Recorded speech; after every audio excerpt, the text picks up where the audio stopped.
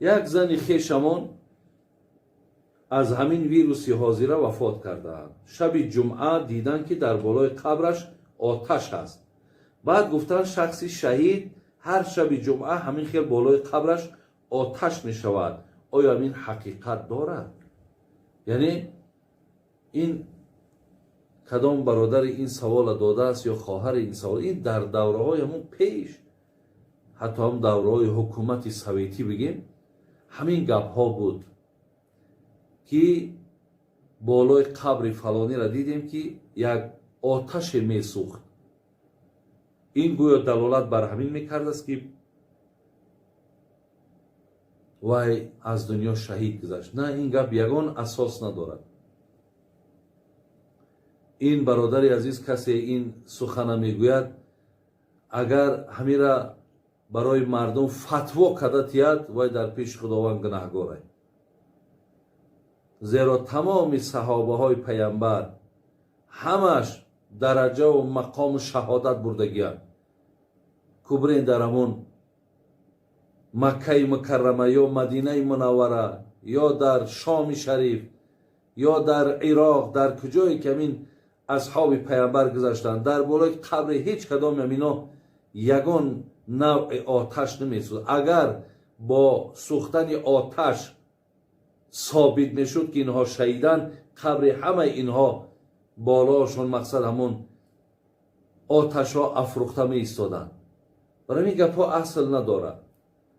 شهید البته هر کسی که شهیدها یعنی در حدیث ها آمدن، علاوه خصوص اگر از همین بیماری ویروس، از همین بیماری کووید 19 بگیم، اگر انسانی که از دنیا بگذرد، ببینید پیامبر ما گفتن هم کفارت ای، هم گناهاش بخشیده می شود و هم شهادت ای، هم درجه می برد، هم مقام می برد.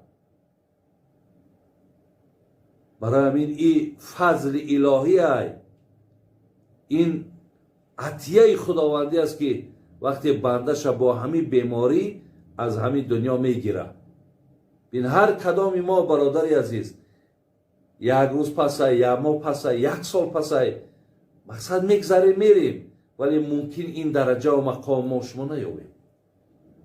برای همین هر کسی بیماری با بیماری مبتلا می شود، غیر کووید 19 هم وقتی بیمار می شود، هر روزش ولی بینین هر روزی بیماری او میگه مثل کوی احد که یک کوی کلانترین است، میگه تمام خطاها و گناهاش سوخته نابود می شود.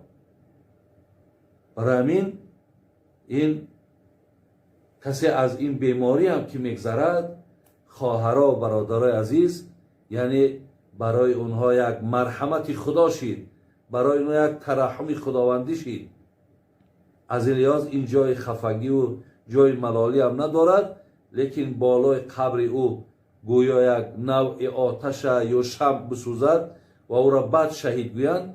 این بالکل خواهرها و برادر عزیز نادرست است و هیچگاه این سخنم به زبان نیاریم. برعکس این فتوای مرا شنیدین، این را به گوش مردم رسانید که انا درستش اینه. زیرا باز میگم که اگر با سوختن آتش انسان شهید بودنش ثابت میشد، ولی این مکه و مدینه مثال دیگه بگیم چراغ هم در کار نبود، همه قبرهاش مقصد بالاشون روشن بود و بالاشون آتش میسوخت. سوال دیگر، مادرم از سبب بیمار بودنش نمیخواهد که به حج روم. من و زنم میتوانیم پیش از مادرم به حج رویم و مبلغی که برای حج مادرم گذاشته میتوانم با برادر یا خواهرم برای کمبودی خانه اشان بدهم.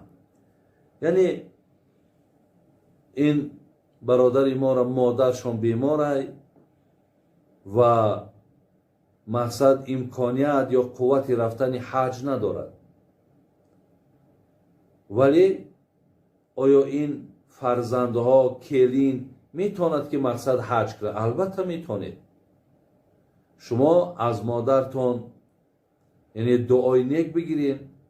اصلا حج به گردن کسی هست که او مالش به همون حج میرسه. یعنی این مادرها و پدرهای ما از بس که مالدار نیستن به گردن اینا حج فرض نیست. فقط این یک جوانمردی یا حرمت فرزنده هست که پدر و مادر حج روان میکنن. لیکن اگر پدر و مادری که از رفتن حج یعنی نخواهند دست کشند، اگر شما بگین اولی تو پدرم نرود تو مادرم نرود و شما مقصد سالها گذره و به همین خاطر اگر حج نروین، شما پیش خداوند جوابگرین. برای همین حج در گردن شما فرضه، در گردن پدر و مادر نه. پدر و مادری با عقل باشد بچه اکش دعا میتم میگه بچم من نمیتونم مقصد یا خواهش ندارم رفتندن، بچه اکت قطعی همراه کلین دعا بوده بروان حج کنن بگردن بیاید. و آن مبلغی را که دادر عزیز تو برای مادر جدا کرده و در دست مادرت بوده. مادرت خواهرت میتاش، برادرت میتاش، در خودش صرف میکرد، او دیگه مالی ویه. یا اینکه با اجازت مادرت مثال میپرسی این مبلغ برای حج تو است مادر اجازت میتی که امیر خواهر ما بتم یا برادر ما، اگر اجازت که داد تمام برده میتی انشاءالله اینش هم برای تو برابر حج انشاءالله ثواب میگیری. خب سوال دیگر، من مهاجرم در بانک یک مقدار مبلغ دارم، آیا فایز مبلغم رو گیرم حلال است یا نگیرم؟ ما چند بار گفتیم که در بانک های دولت های غیر اسلامی گذاشتن مبلغاتون و از فایز اونها بگیم شما استفاده بردنتون درسته، یعنی این به ضرر شما نیست. برای همین همون حدیثی را که مذهب خودمان ای جناب حضرت مکحول که یکی از عالمان تابعین بود که گفتم برای ما و شما که یعنی اون مال را که شما با همراهی آدمانی غیر مسلمان در ملک غیر مسلمان وقتی معامله ریبوی میکنین، معامله مثال با فایز میکنین، وای گناهی به شما ندارد. یعنی این اجازت های خواه مثال پولی نختش میگیری یا خواه مثال شما در اونجا خانه میگیرین، خواه مقصد یگان ماشین میگیرین، خواه لوازمات خانه را میگیرین، یعنی همین